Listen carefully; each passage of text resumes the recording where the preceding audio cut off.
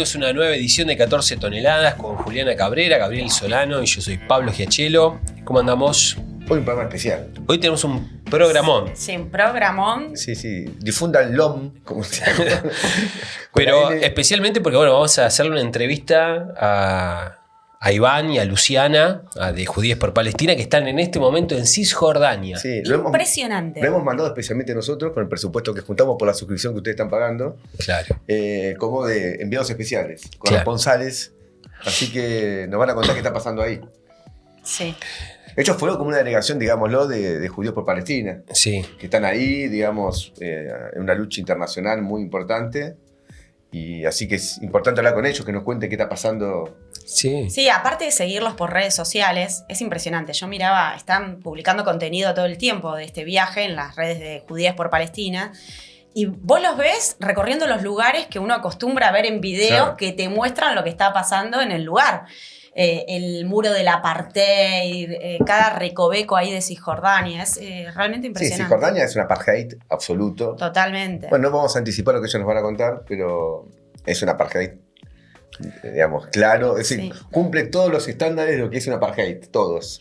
Y para nosotros, y para la militancia del Partido Obrero en general, es un orgullo que estén compañeros nuestros, que estén peleando allá, porque hay que estar donde hay que estar, ¿no? Sí. Hace un tiempito estuvo Vanina en una conferencia en Irak, que fue invitada especialmente por el papel que ella se ganó en la lucha contra este genocidio. Hoy hacemos una audiencia de la legislatura. Una audiencia pública. A las 4 de la tarde. Digo hoy porque nosotros estamos grabando un ratito antes que salga en vivo. Y bueno, también va a haber una gran audiencia, va a haber un montón de sectores. El sábado hay una marcha. Que tiene que ser grande. Que va a ser grande seguramente. Sí. Ayer leía que todavía este tema, si bien o no Netanyahu en Argentina, no está descartado, sino que se está manejando con mucha reserva, porque si llegase a venir...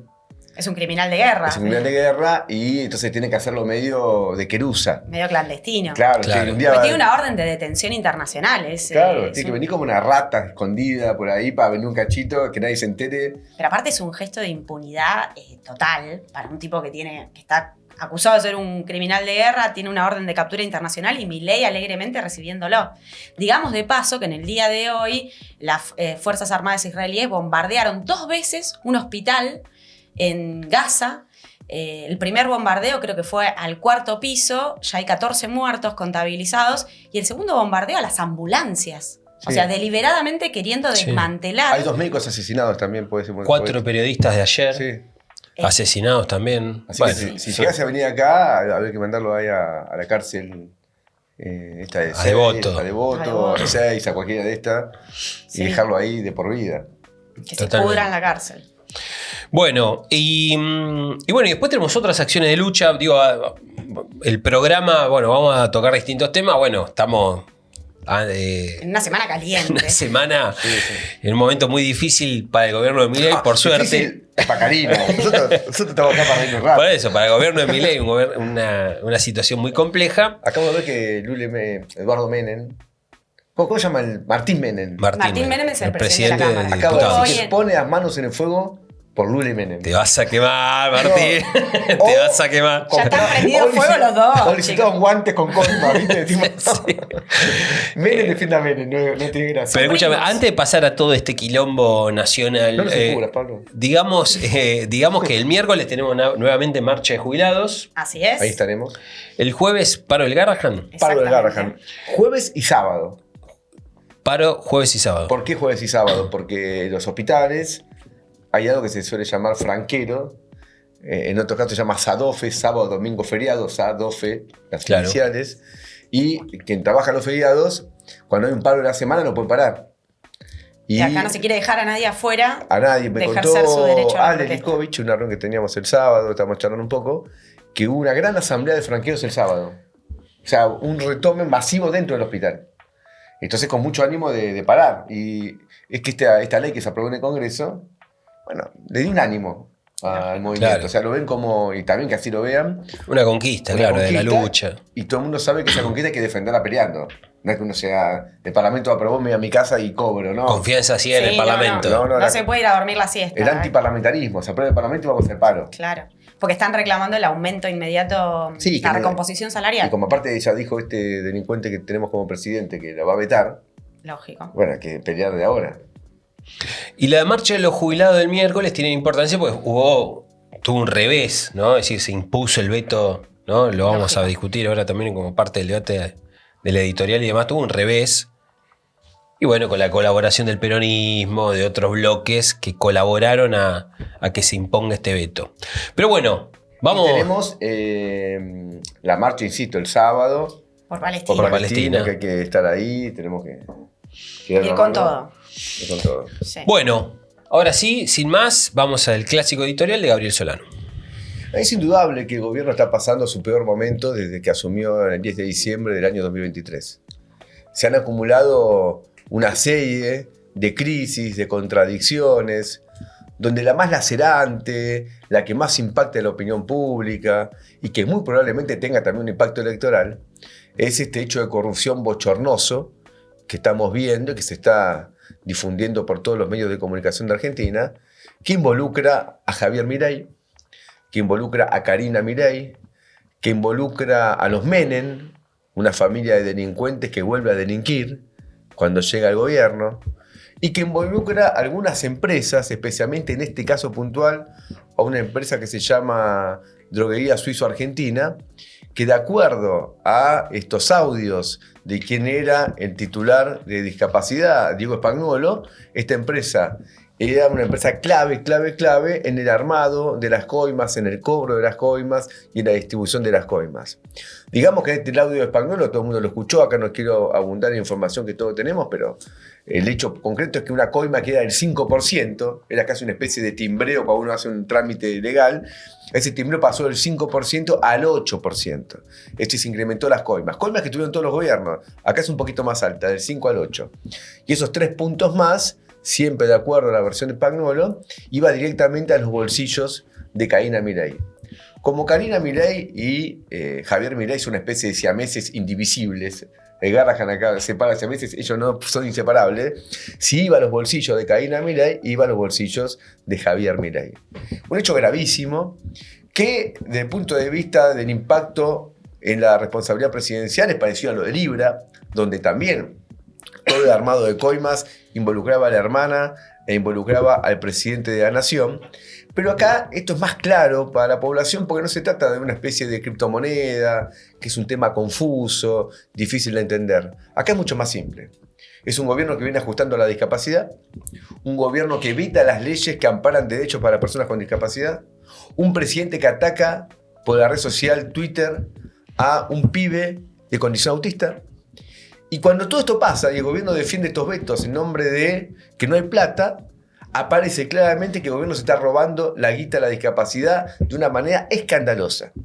Los montos involucrados son altísimos, $800.000 por mes, y este audio que ya tiene un año de duración aproximadamente, da que si uno multiplica 800.000 por 12, estamos hablando cerca de $10 millones de robo solamente en la Secretaría de Discapacidad por la compra de medicamentos. Si uno ve que este es un modus operandi, y que prácticamente está en cada lugar del Estado, es probable que podamos afirmar, sin ningún riesgo de equivocarnos, que este es uno de los gobiernos más ladrones de la historia argentina. Todos los que defienden al gobierno dicen que es una interna, que acá hay una operación política, pero siempre las internas son las que deschaman los afanos. Bienvenido a las internas. Gracias a las internas nos podemos enterar de este tipo de robo. Y a nosotros las internas no nos importa, como se dice muchas veces, que se maten, entre Karina, Santiago Caputo, no nos importa que se maten, lo que nos importa es que se está robando la plata para la discapacidad, mientras un trabajador, lo hemos escuchado muchas veces cuando estamos en las marchas con ellos, que atiende un pibe con autismo, cobra por 4 horas de trabajo un psicólogo $300.000 por mes. Es decir, que ahí está el problema fundamental, el que se roba la guita del pueblo mientras se le niegan los derechos al pueblo. Entonces uno tiene que preguntarse, una pregunta completamente lícita, que se debía hacer todo el mundo, ¿qué pasa no solo si los audios corresponden a Spagnuolo, como parece que corresponden, porque ya ha pasado casi una semana, no negó que son audios de él, sino qué pasa si estos audios son ciertos, es decir, si lo que dice es cierto. ¿Podemos tener un presidente de la nación que se roba la plata a los discapacitados?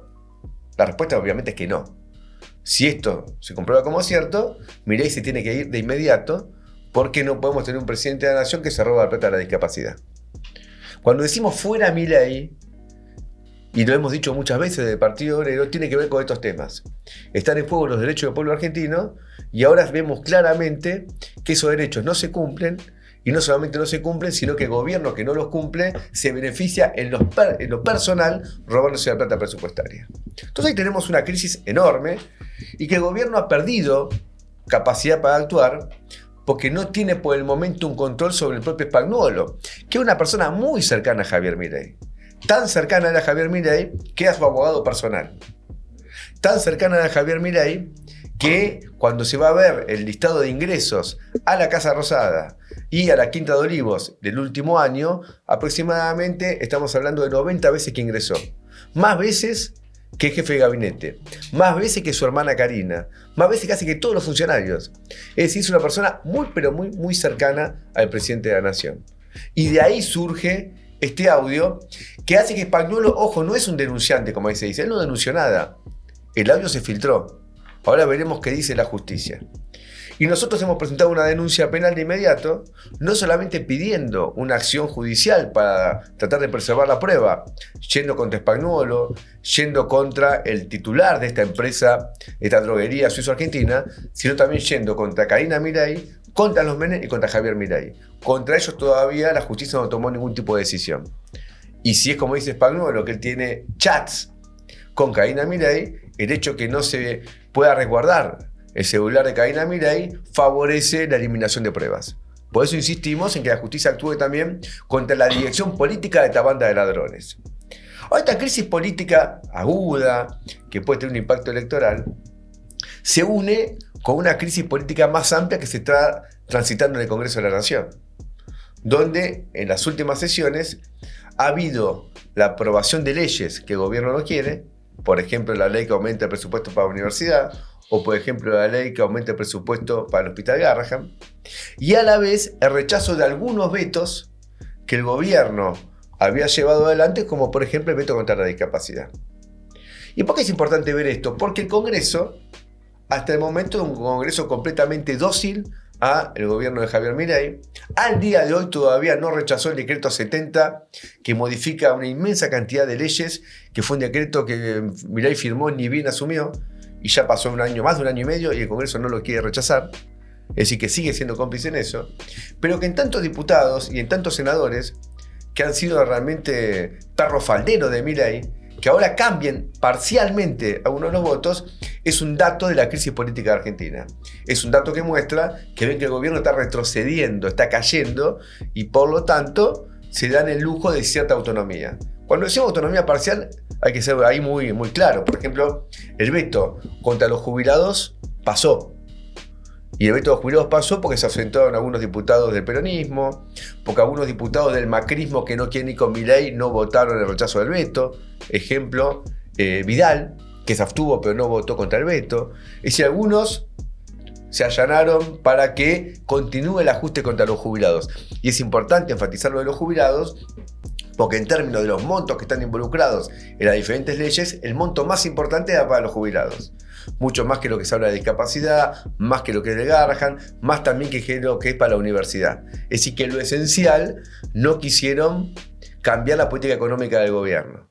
Pero no deja de ser una crisis que el gobierno tiene. Y el rechazo a estos vetos y las medidas que el gobierno anunció, que es ahora vetar también lo del Garrahan, que ahora también es vetar lo de la universidad, o lo que acaba de hacer con el INTA y el INTI, que después que se rechazan los decretos para disolver estos organismos o fusionarlos, de acuerdo a los casos, el gobierno anuncia despidos masivos. Entonces plantea para el pueblo argentino cómo continuar. ¿Vamos a continuar esto solamente a través de un trámite parlamentario o tomamos en nuestras manos la defensa de estas medidas con un paro nacional inmediato para rechazar los vetos, defender el INTI, defender el INTA, rechazar los despidos? Ahí está el tema. Y yo creo que es claro que al gobierno y al Congreso también solamente se lo puede derrotar con iniciativa de la calle. Ahora, si tenemos la corrupción, tenemos un cambio en el Parlamento, en la base de toda esta crisis, lo que estamos teniendo es una enorme crisis económica y financiera. que posiblemente es la razón de las otras crisis. Una crisis que tiene derivaciones realmente explosivas y que tenemos que ver hasta dónde va a llegar en el corto y en el mediano plazo. Porque en el largo plazo es claro que esta política económica nos conduce a una bancarrota inexorable.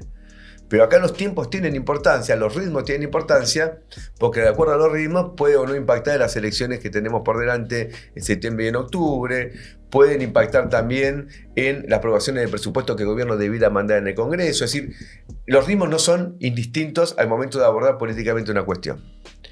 Pero lo que el gobierno está haciendo en términos financieros es un nivel de crisis que nos puede llevar a una explosión. Y acá tenemos datos que son muy importantes, muy importantes. Por ejemplo, está circulando una información que creo que todo el pueblo argentino debiera conocerla para mostrar las mentiras del gobierno en relación a su política fiscal. De acuerdo al incremento de la deuda en pesos, que insisto es explosiva, y de acuerdo al incremento de la tasa de interés, que adquiere proporciones que no se condicen con una economía relativamente normal, en algunos casos llega al 70% anual, lo que el gobierno actualmente está pagando por los intereses de deuda, que algunos no los paga porque los capitaliza, pero en un momento los va a tener que pagar, es mucho mayor que lo que se paga por jubilaciones y pensiones. Puntualmente el mes de julio,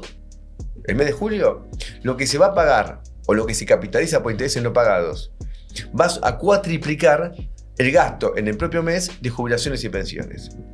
¿Por qué es importante este dato? Para mostrar que el gran problema fiscal de Argentina es la deuda externa. O la deuda pública, sea nominada en dólares o sea nominado en pesos. Y la nominación de la deuda tiene una importancia, si es en pesos y en dólares, pues una importancia relativa. Porque después con pesos se puede comprar dólares. Entonces hay un trasvasamiento de una deuda hacia la otra.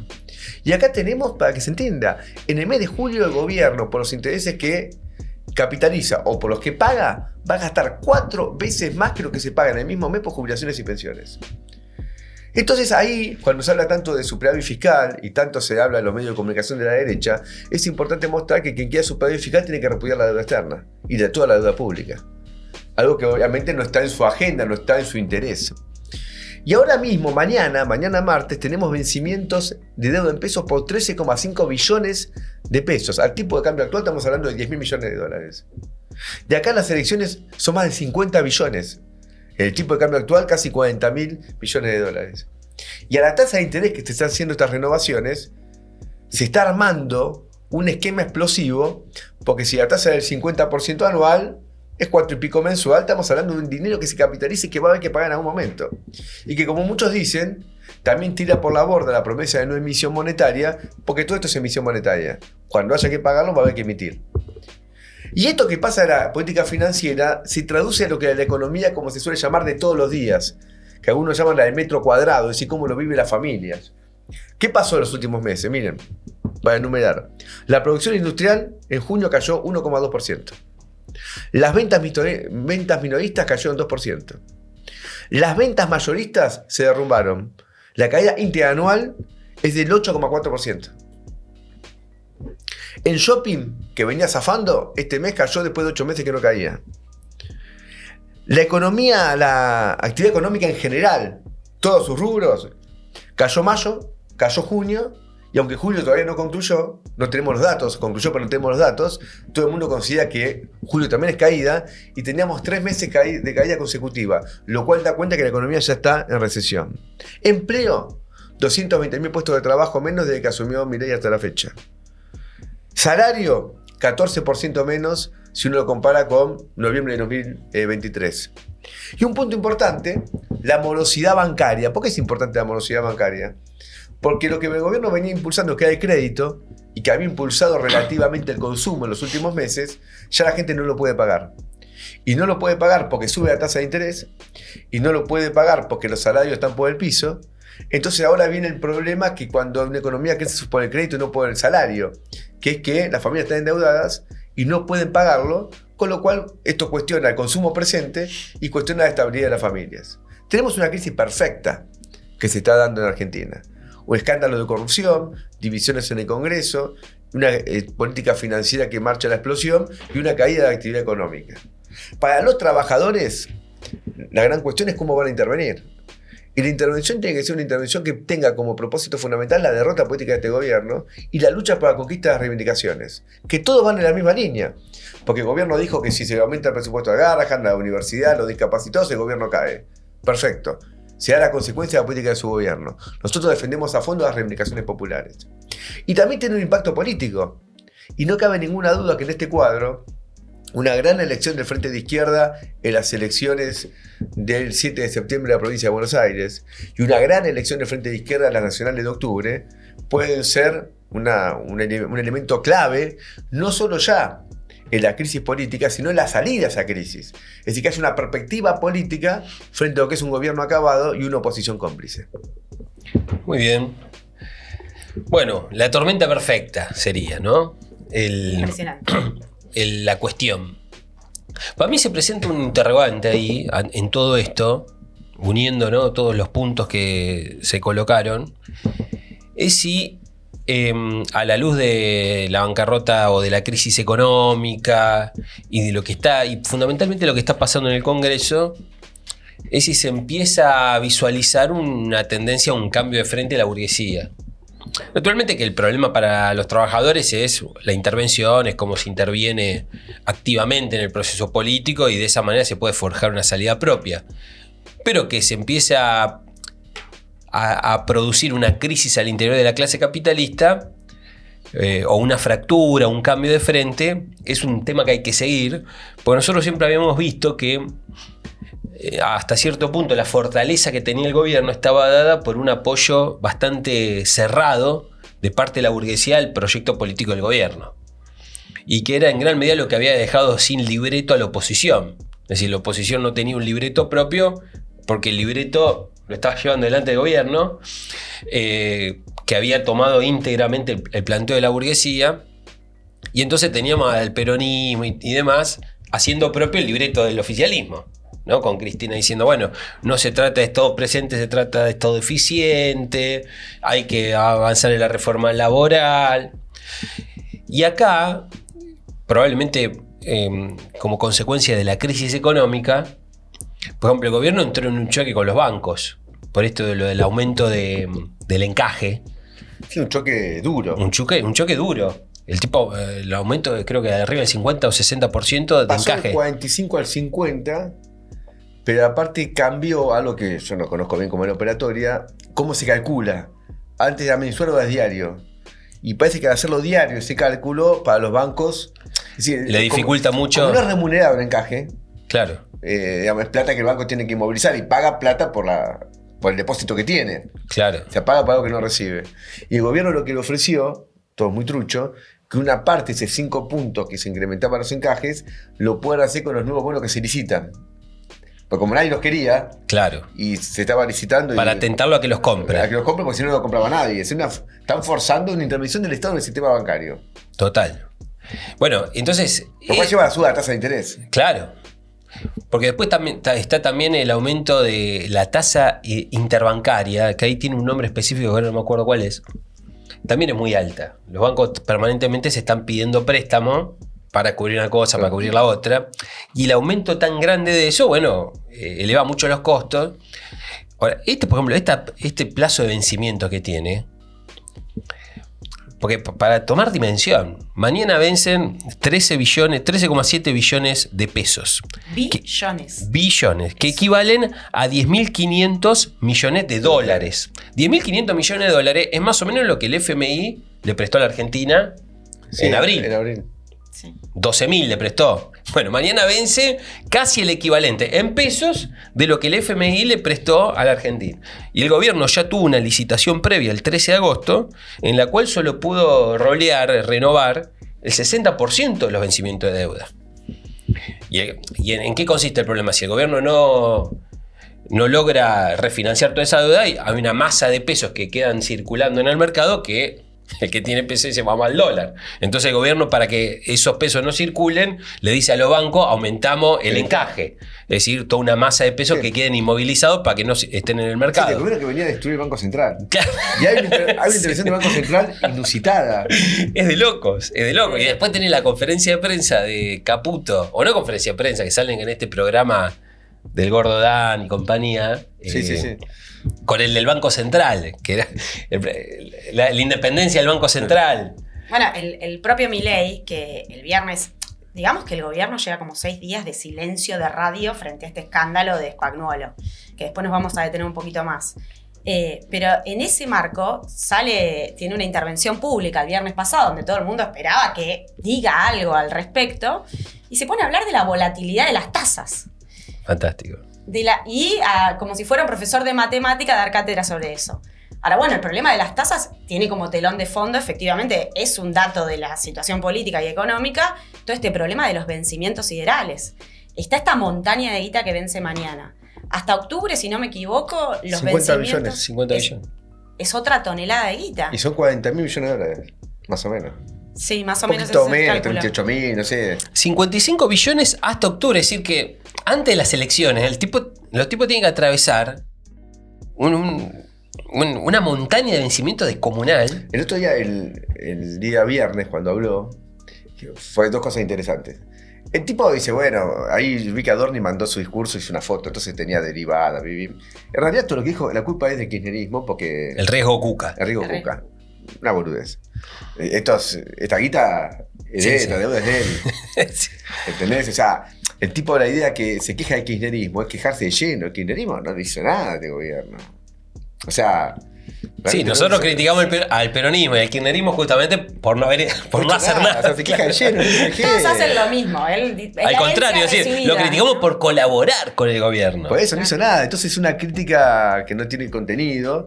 Aparte, vas a una clase maestra de matemática y después terminó echando la culpa al kirchnerismo, no pasa nada, ¿se entiende? Y fue interesante lo de Jonathan Viale, no sé si lo vieron. Sí. Bueno, sobre esto del cambio de frente también, hay que ver todo lo que están abandonando claro, por eso, el barco. Claro. Entonces vos tenés que bueno, porque digamos, capaz que no, los que no se enteraron, Jonathan Viale escuchan la conferencia o el discurso de Milei, y cuando Milei dice voy a hablar de algo muy, muy importante, todo el país está esperando qué pasa con las cometas de Karina Milei. Y de repente habla de la volatilidad de la tasa de interés. Entonces se le empiezan a caer de risa a Jonathan Viale y todo el equipo diciendo, esto es una joda. Empieza a despotricar, dice, no cuenten conmigo para esto. O sea, claro, el tipo muy duro. El tipo que le habían pautado la entrevista Santiago Caputo. Cuando fue el escándalo de Libra. Uno de los periodistas más ensobrados, más chupamedia del gobierno. Aparte era de los asiduos que iban los domingos a escuchar ópera. Con Spagnuolo y compañía. Vamos a escuchar Verdi, repartir guita. Quizás por eso le lo verde. En despegarse. Es una banda de delincuentes loco esto. Pero esto es todo muy... Porque aparte, no es el primer escándalo de corrupción. No. Está lleno, es decir, de la criptoestafa la más renombrada, pero después la empresa de seguro del Banco Nación, con Martín Menem. La valija Gate. La valija. Sí. Esta tesis de que el triángulo de hierro se está tirando con de todo unos a los otros. Bueno, por ejemplo, la valija Gate, estas que encuentran a Arrieta, no la diputada, sino esta otra Arrieta, haciendo pasar sin ningún control de la aduana valijas que transportaban una cantidad enorme de dinero. Detrás de todo eso está comprometido Santiago Caputo. Entonces, y después del otro lado tenés las corruptelas del Plan Menem. Escaturice. Esto que salió ahora es nada. A ver, esta empresa suizo-argentina, hoy hay un artículo de La Nación que es muy completo. Dice lo siguiente. Ahora siempre estuvo, sí, pero ¿sabes cuánto? Tenía contratos por 3.900 millones de pesos. Hasta que asumió Milei. Ahora ¿sabes cuánto es? 108.000 millones. El aumento es 2.678%. Desde que gobierna Milei. Sí, por ejemplo, está Petri metido. Porque tiene contratos Petri. O sea, le habrán dicho, esta es la empresa nuestra. Y, por ejemplo, los medicamentos que compra la agencia de discapacidad son pocos. Quien más compra medicamentos en Argentina, el principal comprador es el PAMI. Que también está metido. Y el PAMI, ya hay denuncias de funcionarios subalternos, bajos, que renunciaban y diciendo, che, yo acá no me quiero quedar porque tengo que pagarle coimas a todo el mundo. Entonces, esto que surgió, es como te puedo decir. Sí, la punta del iceberg. Sí, vos golpeás acá y al tipo, a uno, ahora está prófugo, el dueño de la. O sea, agarraron al vicepresidente. Sí. El hermano, que es el presidente, entraron a la casa y es sospechoso lo que pasa. Porque encontraron la caja fuerte abierta El tipo 3 no cajas está. fuertes. 3 Son cajas una Y fuertes. llena de banditas elásticas. De esas de los fajos de Es billetes. raro. O sea, Es raro. No, es una banda. no lo encuentra. No, y aparte, porque hubo 15 allanamientos en simultáneo en la causa judicial esta que se abrió, y fueron a buscar a los hermanos Covaclier, que son los dueños, digamos, y el presidente y el vicepresidente de la Suizo-Argentina. En el caso de Manuel Covaclier, él es el dueño del 0,15% de las acciones de la Suizo, su hermano Jonathan del 21%. A este Manuel, que a las 5 de la mañana lo agarraron de pedo porque estaba en el auto con el pasaporte, si se estaba yendo a tomar el palo. Y $280.000 en Le en el encontraron $266.000 en distintos sobres. Capaz iba a chino a comprar algo. En distintos sobres, un cuadernito con anotaciones y 7 millones de pesos en efectivo. Al otro, al hermano Jonathan, ocurre esto que vos decías, el tipo se había tomado el palo, no estaba en la casa, pero 3 cajas fuertes, las banditas elásticas. Es decir, es todo una cosa... Pero aclaremos lo de los sobres, porque lo de los sobres es para el tipo fugarse. Entonces va con los sobres en distintos sobrecitos para poder ir dando comenta a los distintos Lógico. controles que irá atravesando. Para repartir son. Aparte, Claro. nadie anda a las 3 de la mañana con casi $300.000 y el pasaporte. Es raro. No. Pero si tengo que ir a Pharmacity porque se enfermó el pibe y tengo que comprarle el medicamento. No, y después entre los otros personajes así relevantes que allanaron, está, por ejemplo, en Avellaneda fueron a allanar al que era el director de acceso a los servicios de salud de la Andis, Daniel Garbagini, que es este que ahora fue eyectado del gobierno. El gobierno, la única medida que con este tuit nefasto de Adorni dice, bueno, tomamos una medida preventiva, desplazan a Spagnuolo y desplazan a este. Este es el que en los audios Spagnuolo denunciaba que era un tipo que le había metido Martín Menem para hacer todo el negociado de los retornos que llegaban a Karina Milei. Donde él dice, me están metiendo gente que él se resistía hasta que fue la propia Karina Milei la que le dijo, hacele caso a los Menem y mete a este tipo. Bueno, a este también lo allanaron y al propio Spagnuolo que le secuestraron 2 celulares. No hay orden de detención para ninguno, si por lo pronto es como una instancia investigativa. Y a Spagnuolo le secuestran 2 celulares, tenía una máquina de contar plata en la casa. Las computadoras. No, que con la mano. Tipo, $260.000, ¿sabes qué laburo? ¿Con la mano? No. Ahora, lo loco, todo el mundo destaca, ¿no? Bueno, qué rápido, 15 allanamientos en simultáneo, bla. Pero acá la justicia se tiene que dejar hacer la boluda con lo que importa. Karina Milei, el propio Javier Milei y todo el clan Menem, que está hasta el caracú. Martín Menem, que es nada menos que el presidente de la Cámara de Diputados. Y muchos especulaban con que estaba destinado a jugar un papel muy importante en el armado de la Libertad Avanza en un futuro, que podría llegar a ser el candidato a vice de Milei, cosas por el estilo. Incluso decían que habían avanzadas conversaciones para que si Martín Menem se catapultaba al gabinete y dejaba vacante el cargo en la Cámara de Diputados, se lo iban a dar a Ritondo, por ejemplo. Una garantía de honestidad. Aparte, el Ritondo, PRO que al lado se de todos diluyó, estos. No, pero el PRO que se diluyó como Pero partido, Ritondo 14 días antes de todo Ritondo por lo esto. menos invierte en En departamentos. Bueno, Claro. tiene departamentos, algunos en Miami, está bien, Negocio pero bueno. inmobiliario. Por lo menos Si al lado de todo esto es un señorito. llamó Ritondo y dijo, dejen de robar, muchachos. No, Qué así que- locura todo. Aparte hay una competencia interesante en los medios de comunicación ahora. Porque todos los medios quieren no perder su rating. Todo el mundo está buscando audios. Claro. Y se armó, porque para mí están llegando cosas, a mí me mandan compañeros, ¿no? Dicen que hay más audios, que está No, bien, olvídate. que está lleno. Y si ahora Sí. viene el sábado, agarro un programa aburrido, a Nelson Castro, estaba pasando un cachito a ver, y entonces lo escucho. Y estaba con este Manu Jove y otros más, todos bastante mileístas, no Nelson Castro, pero nosotros sí. Empezaron a decir una cantidad de cosas. Yo me di cuenta también para defender su lugar, que tiene algo que decir. De tantas denuncias juntas, con que si el 10% de eso es cierto, hay que echarlo a Milei hoy. Ya. Y hoy ya aparecen nuevas denuncias. Hay audios por todos lados de gente que dicen que todo el mundo pedía coima y que estos Menem realmente negan un engranaje clave de la recaudación. 10 puntos a cada uno, a cada compra. Es un gobierno de ladrones absoluto. Y yo creo que en los próximos días esto puede tener un impacto electoral. Porque son esas cosas que... Es como la foto de Alberto en Sí, la fiesta de Olivos. Sí, sí. Claro. Y que no es casualidad que salga ahora. Aparte salió justo también el día en el cual Se estaba discutiendo lo de discapacidad en el Congreso. El veto.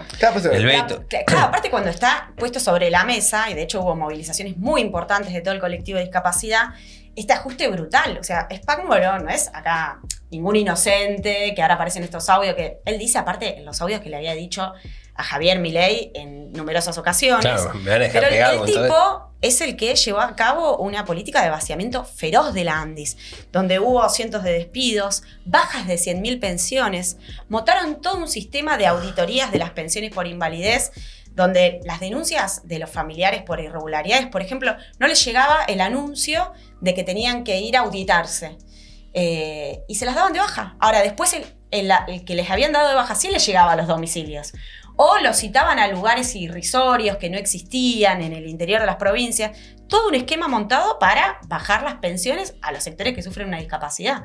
Entonces, cuando está todo eso puesto sobre la mesa, que están ajustando de una manera brutal y el gobierno tiene un discurso diciendo que esto lo hacemos porque hay que sostener el superávit, porque bla, bla, bla, y sale al mismo tiempo que se estaban choreando la guita de los medicamentos de los discapacitados. Solo el ajuste que hicieron ameritaba echarlos a la mierda. Lógico. Incluso aunque fuese en nombre de terminar con el déficit fiscal y para tener superávit fiscal. Simplemente por una cuestión moral. Es decir, bueno, puedes sacarle la plata a la discapacidad, es una cosa. Ahora, el colmo de los colmos es que encima era para choreársela a ellos. Sí, por eso. Es gente que merece lo peor. Sí, es gente que merece lo peor. Loco. Y hay que ver qué pasa ahora, porque Milei había amenazado con que si el veto no prosperaba en el Congreso, que es lo que ocurrió, se rechazó el veto, que lo iba a judicializar esta ley de emergencia en discapacidad. Bueno, hay un nuevo cuadro político, hay que ver también qué hace. Lo mismo ocurre con los vetos al Garrahan, a la ley de financiamiento. Ahora, el diputado o senador que hoy acompaña a Milei, hay que pensar que recibió plata. A ver, claro. Yo en este cuadro, por ejemplo, ¿cuántos sobres? Sí, son los Quaider, ¿no? Claro, Sí. ¿cuántos sobrecitos de esos que estaban divididos? Es decir, hoy no se puede pensar de otro modo. Vos también te con Menem en su despacho en la Cámara de Diputados para discutir y sostener un veto. Para mí, hoy sospecho, Te cobraste. compraron, obvio. Entraste. Ligaste la cometa. Entraste con algo y te fuiste y cambiaste la goma del auto y cambiaste el auto. O sea, De hecho así. ya aparecen los arrepentidos que se quieren despegar, no solo estos operadores mediáticos que citábamos recién, sino que está el caso de este diputado Darío D'Alessandro, que hace muy poquito rompió el bloque de La Libertad Avanza, armó un bloque propio con Arrieta, con Coherencia. Pagano. Coherencia se llama. Pero el Yo tipo robo ahora- con todos. Yo soy coherente. El tipo... Hay que robar con todos. Es un sketch de Capusotto. Parece este país. que el tipo había dicho ya en el verano que el pelado sería Spagnuolo, si ustedes lo ven, Sí. ya le avisó a Milei y que acá se van a cortar los curros, que él denunciaba que en el PAMI no se puede comprar ni un tornillo sin pasar por Lule Menem, lo mismo para cualquier inversión en el área de vialidad. Es decir, aparece toda la pudredumbre. Y el tipo dijo que si lo cita que él no va a dar más explicaciones, pero que si lo cita a la justicia está dispuesto a contar todo. Lo que Ahora, sabe. el hecho de que Spagnuolo no haya agarrado el abogado que le ofreció Milei es interesante. Creo que es tapa de Clarín hoy. Sí, si no me es equivoco. noticia de hoy. Es interesante porque eso refleja que está roto el bloque interno y eso da posibilidad de que aparezca más Sí, porquería. Es que debe tener un drama para discutir con él. Porque, a ver, si yo voy a Spagnuolo, entonces mandan a un tipo X Sí. para arreglar el asunto. Che, mira, Spagnuolo, tenemos que arreglar esto. Nadie decir que vos no dijiste eso, que está editado el audio. El que va a hablar tiene miedo que lo estén filmando también. Claro. Claro. Que lo estén grabando. Porque ya ahora se arma una crisis que, bueno, Sí, es la desconfianza total. siempre se va a rearmar algo, digamos. Esto no es que. Pero en el medio lo que hay me parece que es esta crisis económica. O sea, esto también golpea. Porque en un cuadro de otro tipo, las corrupciones los gobiernos las superan. Es decir, hemos visto en el pasado gobiernos que Sí, con el roban. menemismo. En cambio, cuando cae en un contexto de una crisis tan fuerte, y bueno, ya empieza a unirse con otros factores, divisiones del Congreso, crisis financiera. La inflación mayorista fue 2,9 el último mes. Se supone que eso va a trasladarse a inflación minorista. Y si no se traslada a minorista, tiene que ser a expensas. Sí, el gobierno había festejado que la mayorista había sido baja. Y ahora vuelve a subir. Y ahora volvió a subir y son múltiples por el No fondo. le dura nada el No dura festejo. nada. Entonces No. quiere decir que, y si llega a perder en septiembre, las elecciones en la provincia de Buenos Aires, que es otra posibilidad cierta, que el gobierno ya la da por perdidas. En el discurso de Rosario, Sí. dijo, en septiembre perdemos, octubre no. Vamos a ver. Vamos a ver. Porque vos que perdés en septiembre. Y si llega a ser una buena elección en Frente Izquierda, Agarrate Catalina. se va armando. Bueno, es que ahí veamos un momento de eso, ¿no? Lógico. Las encuestas que están apareciendo, nosotros no hacemos encuestas, por tanto la que dan, Sí. no tenemos mango, Sospechados de haber puesto. nada. Son bastante buenas. Son muy buenas, sí. Entonces, ¿qué decir? Y el peronismo. Y además de las encuestas buenas, se nota. Hay un clima. Ayer estuve en Echeverría. Vimos con Nicolás del Caño, con los compañeros del PO, bueno, Mónica Lotauer, de los compañeros del Frente Izquierdo. Y en la feria. Y había buen clima.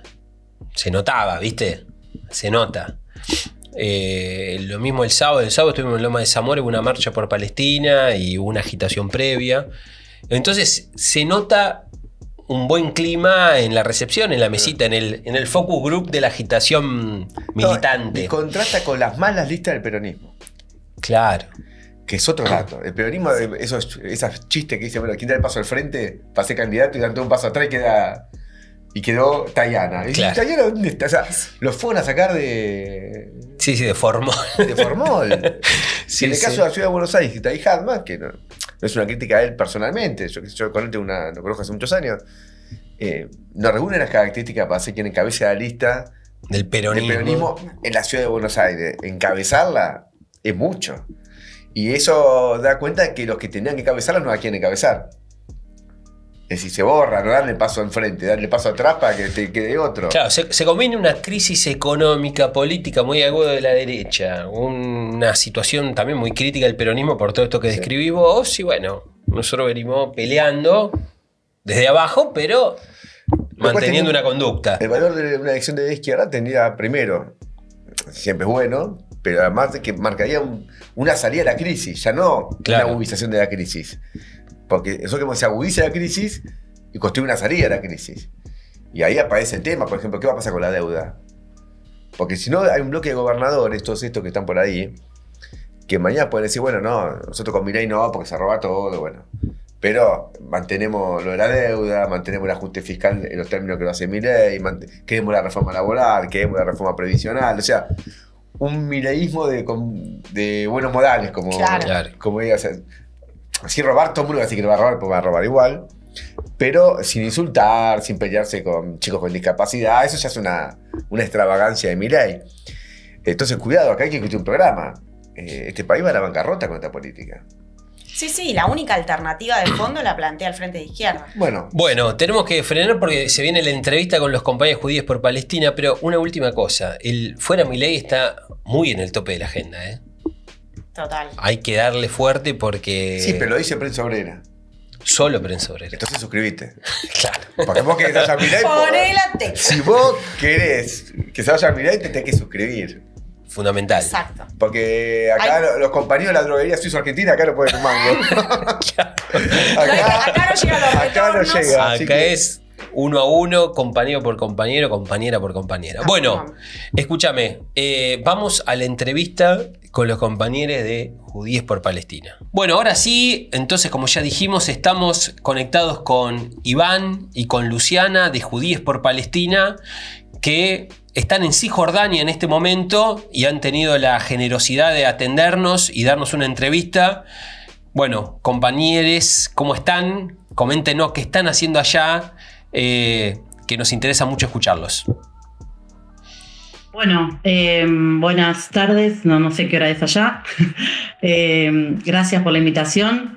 La verdad que estamos impactados, emocionados en punto por todo lo que hemos estado viendo en estos días y contentos de poder volver a Argentina con mucha información y con muchas ganas de seguir luchando por una Palestina libre. ¿Contás un poco, Ivo? Vale. Bueno, buenas a todos, a todas, a todos. Estamos acá participando en un programa que dura 9 días en total, organizado por el Center for Jewish Nonviolence, que es una ONG que organiza camadas de activistas, delegaciones que hacen lo que se llama activismo de presencia protectora. especialmente de judías y judíos de otras partes del mundo, que tienen lazos con activistas y organizaciones de Cisjordania, activistas y organizaciones palestinas que se dedican a, según el caso, distintas formas de resistencia que incluyen el propio desarrollo de sus propias vidas. Y bueno, en este caso en particular, igual la organización lo que hizo fue un programa para unir a organizaciones de muchos países en un encuentro político.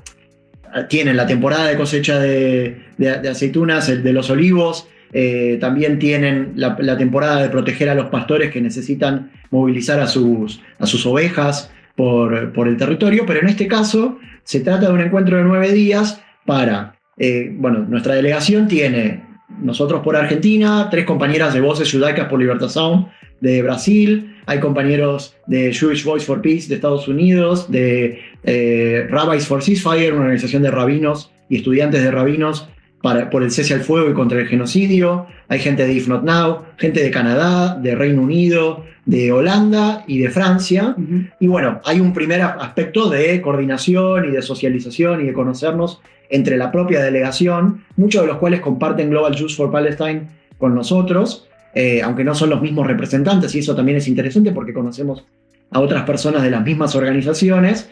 Y después está la vinculación con activistas y organizaciones palestinas, que bueno, después podemos profundizar un poquito en qué es lo que hacen y qué características toma la resistencia a la ocupación. Y también estuvimos en diálogo con gente de la comunidad palestina, pero que tiene ciudadanía israelí, que acá a Israel se le dice los territorios del 48, o más cortito todavía, 48, a secas, para no decir Israel.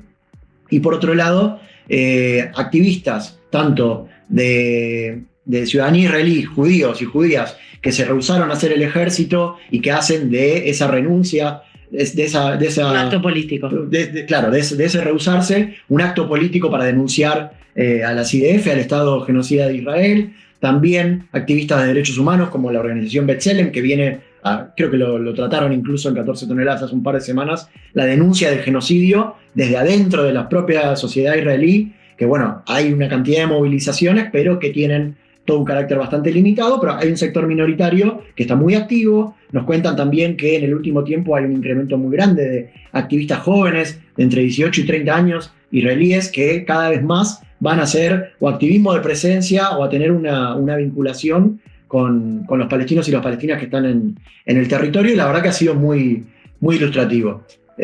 Sí, una cosa que nos parece importante contar, ustedes creo que sí lo tocaron, seguro el tema en 14 toneladas hace más o menos un mes y 2 semanas, creo fue el asesinato de Auda Hatalin, que era un activista muy, muy reconocido de un pueblo que se llama Umakear, que está en Mazaferiata, que es la zona donde se filmó la película No Borderland, que es la que ganó el Oscar, y ese es uno de los lugares principales donde esta organización con la que nosotros vinimos hace este activismo de presencia que contaba Iván. Entonces imagínense que después de este golpe, en un momento, bueno, hubo una duda si esto se iba a hacer o no y cómo iba a caer en la comunidad, ¿no? Obviamente, y lo que nos contaban es que al revés, como que ellos ante este golpazo tremendo que tuvieron del asesinato, no solo, bueno, el asesinato de su compañero en sus propias caras, sino que al otro día del asesinato el tipo que lo mató estaba libre y de nuevo arriba de una topadora haciendo lo que hacen los colonos todos los días, que es amedrentando a la población, que al revés, que la gente de la comunidad, los activistas, incluso hasta la esposa de Auda que está haciendo el duelo, y las mujeres de la comunidad como que dijeron no, que vengan, como una forma también de, bueno, hay que seguir adelante, tenemos que seguir, como de una forma que íbamos a motivar y traer ideas e intercambiar. Eso la verdad es que fue muy impactante y fue muy positivo. Les hago una consulta. ¿Cómo se vive lo que está pasando en Gaza, en Cisjordania? Y más precisamente, ¿qué impresiones se llevan de la política de apartheid, los ataques del sionismo en la propia Cisjordania? Bueno, acá obviamente se está lejos y se está cerca de Gaza, ¿no? Obviamente. Es imposible llegar de Cisjordania, mucha gente por ahí no tiene muy en claro lo del mapa, o sea, es muy pequeño el territorio de la Palestina histórica, pero bueno, llegar a Gaza es imposible. Acá hay gente que hasta tiene familia en Gaza que hace 20 años que no la ve, digamos, ¿no? O sea, hay una separación. Y acá la gente nosotros generalmente obviamente nos reunimos con el activismo, tienen muy en claro que obviamente la urgencia hoy es Gaza y que nosotros tenemos que volver a nuestros países y hablar de Gaza, y el problema de que hoy lo urgente es detener el genocidio, detener el bombardeo y que entre el alimento y etcétera, etcétera. Pero sí hay una intención que nos pareció muy interesante de plantearlo como que, si bien hoy lo urgente es lo de Gaza, es todo parte de un mismo sistema de limpieza étnica y de colonización que simplemente se da de diferentes maneras por un montón de razones que no vamos a ver acá porque sería para hablar 50 horas, pero que es todo parte de lo mismo, ¿no? No es como que una cosa es Gaza y otra cosa es Cisjordania. Sí, hoy está sufriendo más el pueblo gazatí, por supuesto, porque son casi 70.000 personas asesinadas, pero acá hay algo que tiene que ver con la cotidianeidad del trato con, por un lado, el ejército y por otro lado los colonos, y algo que pasó que nos contaban es que a partir del 7 de octubre muchos colonos, como el ejército, las fuerzas de defensa de Israel llamaban a los reservistas, muchos colonos pasaron a ser del ejército. Entonces el tipo que el día anterior, el colono, que estaba en un puesto ilegal hasta en los propios términos de Israel, matándote las ovejas o robándote la tierra o arrancándote los árboles de olivo, y que ellos de alguna manera a veces tienen que ir y quejarse ante el ejército porque es la única autoridad que hay, porque es la zona C, que no existe la autoridad palestina en la zona C, por ejemplo en el sur, y de un día para el otro ese mismo colono tenía un uniforme del ejército. Sí, y después lo otro para destacar es que así como perciben que hay una única maquinaria sionista que los oprime y que está el genocidio en Gaza y la limpieza étnica y el apartheid en Cisjordania y la discriminación política y la superexplotación de los palestinos en Israel, de la misma manera que perciben que esto es una misma maquinaria, también te destacan constantemente: somos un solo pueblo. Gaza, Cisjordania y los palestinos con ciudadanía israelí somos todos palestinos. Y los palestinos afuera, ¿no? Claro, y también los refugiados. ¿Sí? Ellos tienen una conciencia muy fuerte de que el objetivo de Israel es romper esa identidad nacional, y ellos viven la defensa de esa identidad nacional como un objetivo en sí mismo frente a la ocupación, frente a la colonización y frente al imperialismo. Hola Lu, hola Iván. Bueno, qué orgullo lo que están haciendo en estos días. Les mando un abrazo enorme. Y yo les quería consultar, por un lado, algo que mencionaban al principio para que desarrollen un poquito más, cómo se manifiestan estas formas de resistencia en el territorio ocupado, digamos, contra los colonos. Y después, bueno, ustedes están en un territorio donde la ofensiva de Israel es realmente muy notoria, con la figura de los colonos y todo esto que mencionaban, y ustedes forman parte de un programa de judíos antisionistas que fueron a vincularse con el activismo y a ampliar la difusión de lo que está pasando y la denuncia. Esto de que ustedes sean judíos, porque lo digo desde el lugar de una Argentina donde asistimos constantemente a una operación política en la que se quiere asimilar cualquier denuncia del sionismo con antisemitismo. Bueno, ¿qué perciben ustedes allá de reacción frente a ustedes como activistas, luchadores, militantes que son judíos? Bueno, arranco con lo último que me parece súper importante, que es que nosotros acá, con toda la gente con la que hablamos, o sea, tienen 100% clarísimo que judaísmo no es sionismo, digamos. O sea, eso es una claridad total. O sea, acá ellos luchan contra una ocupación y tienen clarísimo que esa fuerza ocupante, que es Israel, utiliza el judaísmo para justificarlo y, por supuesto, después utiliza el antisionismo para plantear antisemitismo. Bueno, todo lo que nosotros conocemos muy bien en Argentina por la persecución, ¿no?, que está habiendo principalmente a Vanina Biasi y a Alejandro Godard en este momento, ¿no? Pero eso es realmente muy, muy impresionante porque sigue habiendo, por supuesto, gente en Argentina que por ahí dice: no, esto es muy complejo, no me quiero meter, no quiero que me acusen de antisemita. Y acá no, es un no problema. Y hay, por ejemplo, en el sur, donde estuvimos primero, en la zona de Masa Feriata, hay mucho de este activismo internacional que contaba Iván antes. Entonces hay una relación cotidiana y bueno, de amistad y de co-resistencia, es decir, de resistencia conjunta, tanto de activistas judíos israelíes que van todos los días de su vida, como se ve un poco por ahí en la película No Borderland, como también estos artistas internacionales que a veces vienen a programas de 4 o 5 semanas o 3 meses. Entonces hay muchísima confraternización en ese punto y no hay ningún tipo de problema con lo religioso. Incluso hoy nos contaban una historia de que en un momento habían construido una iglesia, una persona que era musulmán, pero habían querido construir una iglesia en un lugar que había habido una iglesia para ver si eso le da algún tipo de protección, había ayudado a construir una iglesia cristiana, ¿no? Y no, vinieron los colonos y hicieron de goma la iglesia igual, o sea, ni siquiera es que es solamente contra los musulmanes, como vimos también el bombardeo de la iglesia católica de Gaza hace un par de semanas. Sí, para vincular este tema con la otra pregunta de los colonos, otra cosa que nos contaban es que el día por excelencia para los ataques de colonos es el viernes, es el Shabbat. Es el día que supuestamente para la religión judía es el día sagrado para descansar, para reflexionar, para rezar. Pero claro, hay muchos colonos que de domingo a jueves trabajan. Entonces, su tiempo libre para ir a agredir a los palestinos es el viernes y se dedican los viernes a violar su propia religión para ir a atacar a los colonos, lo cual muestra no solamente que sionismo no es judaísmo, sino que en muchos casos sionismo es todo lo contrario al judaísmo, en el sentido de hacerle trampa a sus propias supuestas creencias para avanzar aún más con la ocupación. Y después respecto a esto de cómo se vive la ocupación, bueno, tiene mucho que ver con las características geográficas, con la forma en la que Israel presiona y ataca, y eso también condiciona bastante, o lo que venimos viendo, las formas de la resistencia. En zonas más agrarias, lo que se ve es como un estrangulamiento alrededor de las aldeas, el intento de cortarles el camino, ponerles asentamientos alrededor, impedirles el acceso a alguna fuente natural de agua, cortarles los árboles, una cantidad de cosas. Entonces, lo principal que se ve es el colono y su actividad para estrangular a la comunidad. Siempre después igual está atrás el soldado para proteger ante cualquier reacción y demás. Pero el trato cotidiano es con el colono. Claro, ahí la ocupación es eso. En cambio, en el norte, que son ciudades, o sea, ciudades más modernas. Nablus, Ramallah, claro, como cualquier ciudad, ¿no? que uno puede conocer. Ahí hay otras circunstancias, o sea, hay colonos también, pero es el ejército el tema ahí. O sea, es por un lado el ejército que pone estos checkpoints, que además nos enteramos, por ejemplo, no sabíamos, ¿no? Uno siempre ve las imágenes de los checkpoints, bueno, una puerta, una especie de casilla, gente armada, etc. No, lo de los militares acá armados por todos lados es una cosa que nos impactó apenas nos bajamos del primer tren.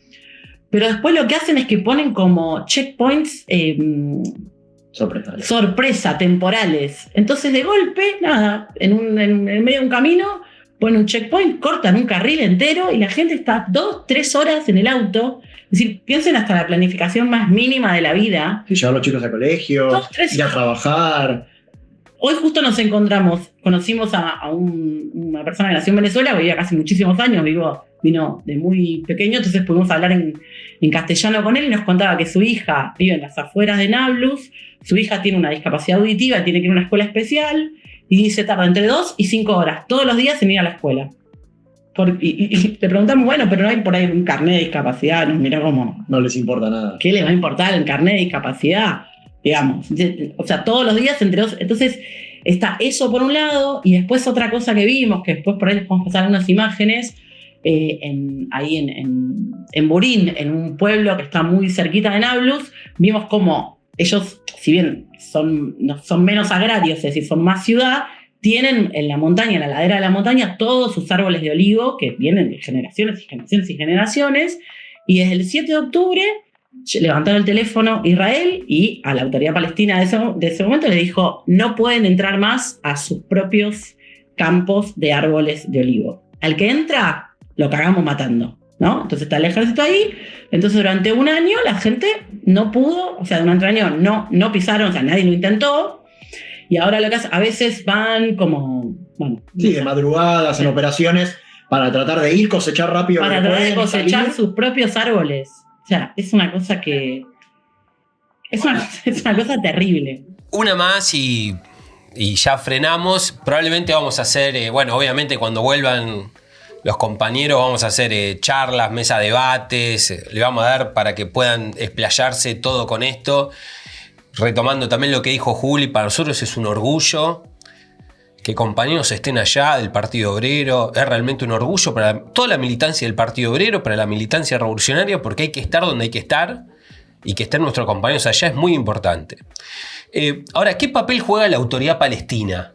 ¿No? Es decir, ¿cómo está organizada la Autoridad Palestina? Y más en general, ¿cómo se organiza o si han podido detectar algo de la resistencia palestina? Es decir, me imagino cada palestino es miembro de la resistencia a su forma, a su manera, pero me refiero a los sectores más organizados, ¿no? A su vanguardia. Mira, como te les decía antes, en la zona C no existe la Autoridad Palestina. Donde existe es en las zonas A y B. O sea, las zonas A son supuestamente 100% control de la Autoridad Palestina, y las zonas B, la Autoridad Palestina tiene control civil y de control militar, digamos, algo así lo tiene el ejército de Israel. La verdad es que esos últimos 2 días que estuvimos en el norte, se hablaron muy mal de la Autoridad Palestina. O sea, directamente se habla de complicidad, directamente. Ni siquiera de normalizar. Es decir, son cómplices, totalmente cómplices de Israel. Y gente que por ahí forma parte de una resistencia de actividades más de tipo pacíficas. Pero bueno, lo que vimos, sobre todo en Nablus, hay muchísimas fotos por todos lados de los mártires de la resistencia armada. Y ahí lo que nos enteramos un poco mejor era lo que ya sabíamos, que habíamos leído, pero entre el 2022 y el 2024 se había formado como un nuevo grupo de jóvenes no tan jóvenes, digamos, entre 20 y 40 años, un grupo armado que el ejército eran más o menos 100 personas, de las cuales asesinaron a 60 y las otras 40 están presos, y toda la información para asesinar a esos 60 y meter presos a los otros 40 dicen que fue la Autoridad Palestina la que se la proveyó al ejército de Israel. Sí, la percepción general es que la Autoridad Palestina no es el gobierno de los palestinos. Todos hablan de una autoridad que formalmente vendría a ser su gobierno, pero que dicen no es nuestro gobierno. Ellos están ahí, ellos dialogan con el gobierno de Israel y todo, pero no nos representan, no nos defienden, no nada. Incluso estas fotos que dice Luciana de los Mártires estaban todas arrancadas o semi-arrancadas. O con una estrella de vida algunas. No, y nos contaban que primero Israel dijo que no podían estar esos carteles, pero la que después va y hace efectivo bajar esos carteles es la Autoridad Palestina. Es decir, ahí hay una constante que es que no solamente no juegan ningún rol progresivo, ni de resistencia, ni siquiera de organización de la propia comunidad, sino que terminan siendo correas de transmisión de la política de limpieza étnica, porque finalmente lo que buscan, y con esto podemos ir cerrando, es que ellos lo que quieren es que de toda la zona C, que es la zona más agraria, terminar anexando todos los territorios.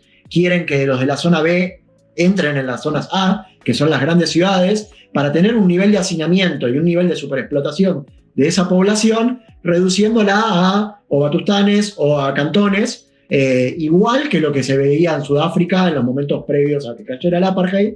Y finalmente, incluso ahora Israel acaba de aprobar un plan de construcción de nuevos asentamientos en la zona que se denomina E1, donde estarían cortando por la mitad a Cisjordania, y entonces ya la población entre las distintas ciudades solamente tendría una ruta con un túnel para pasar de un lado al otro, que obviamente quedaría bajo total control de Israel cuándo se pasa y cuándo no, quedando así pequeñas zonas súper hacinadas de gente que ha sido forzada a lo largo de las últimas décadas a abandonar sus tierras más agrícolas y a terminar juntándose en zonas urbanas. Sí, son varias veces desplazados. Lo de las tierras el objetivo es quitarles totalmente sus tierras, ya sea de pastoreo, ya sea de agricultura, y lo que se iba, ¿no? Ir hacinándolos en las ciudades, y bueno, ¿no? Igual, para cerrar un poco arriba, la impresión general que nos queda es que al mismo tiempo que nos cuentan cosas terribles, no nos quebraron. Todos nos pueden contar y todos llegan a un momento en el cual dicen, bueno, esto es terrible, nos hicieron esto. Incluso hablamos con ex prisioneros, con gente que está en una situación muy complicada o que estuvo en situaciones muy heavy. Sí, hoy un ex prisionero nos contó las cosas que le hicieron en una detención. Por ejemplo, conocimos uno que tiene nuestra edad, una persona de 40 años. En total, de todas las detenciones, tuvo 9 años preso. 9 años en varias detenciones. Pero todos terminan con la convicción de no nos van a quebrar, esto se va a caer.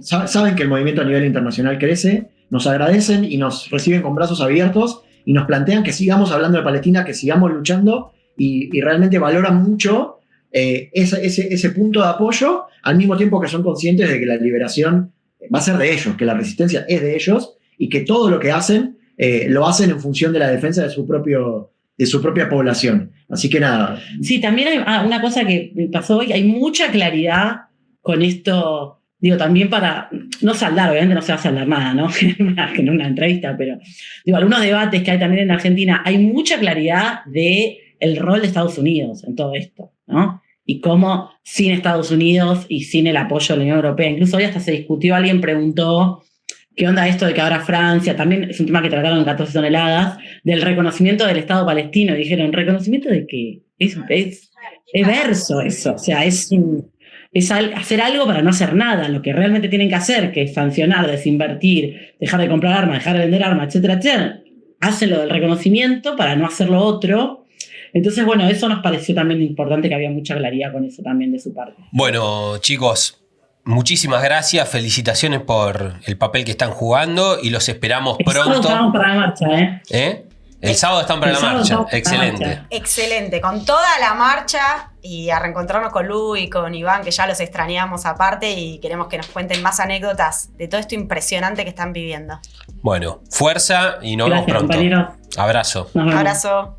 Chao. Bueno, luego de esta gran entrevista con la compañía de Judíos por Palestina, vamos a los premios. Vamos a los premios. Que tenemos que distribuir las 14 toneladas que creo que están medio cantadas, ¿no? Sí, pero sí. armemos la terna igual. Tenemos nominados. Porque A ver. Bueno, empecemos por algunos de los que no hablamos. Por ejemplo, un dato destacado de la semana que pasó fueron las declaraciones de esta senadora bullrichista, Carmen Álvarez Rivero, que fundamentando su voto contrario a la ley de emergencia pediátrica y financiamiento del Garrahan, dijo que los niños argentinos no tienen derecho a venir al Garrahan. Es decir, una cosa... un nivel de animalidad. ¿Por qué lo dicen? O sea, claro, ¿qué antes lo necesidad pensaban, ahora lo dicen. ¿Qué necesidad de decirlo de esta manera? Bueno, generó indignación, como no podía ser de otra manera, así que se ganó su lugar en nuestra terna de nominados. Sí. Si tuviésemos en vez de 14 toneladas, si tuviésemos 70 toneladas... Les daríamos, Sí, le daríamos un par una de cuota, toneladas a una ella cuota. irían seguro. Sí. Y después Ahora, a una los que parte se abstuvieron. A los que se abstuvieron a y los- habilitaron que se imponga el veto a los jubilados. Los que se abstuvieron y los que se ausentaron, que son 8, que de esa manera colaboraron para que Milei, digamos, el gobierno reúna el tercio de votos. ¿Cuántos votos faltaban? 2, ¿no? Hubo, 2 o 3. Hubo 8 ausencias claves, que fueron, bueno, sectores del gobierno, de la Libertad Avanza, del PRO. Uno de Democracia para Siempre, que es este bloque que juega a ser opositor, el de los radicales que rompieron con De Loredo, que están con Manes, con Lustó, etcétera. Bueno, no garantizaron toda la tropa propia para colaborar con los jubilados, sino que ahí hubo uno. Y 3 muy escandalosos de Unión por la Patria, que, bueno, es una conducta que se viene repitiendo. Ahí está Bertoldi de Neuquén, José Gómez de Santiago del Estero, Dante López Rodríguez de Catamarca, Jalil, Gerardo Zamora. Digamos que, bueno, había uno que está en terapia intensiva. Siempre hay excusas.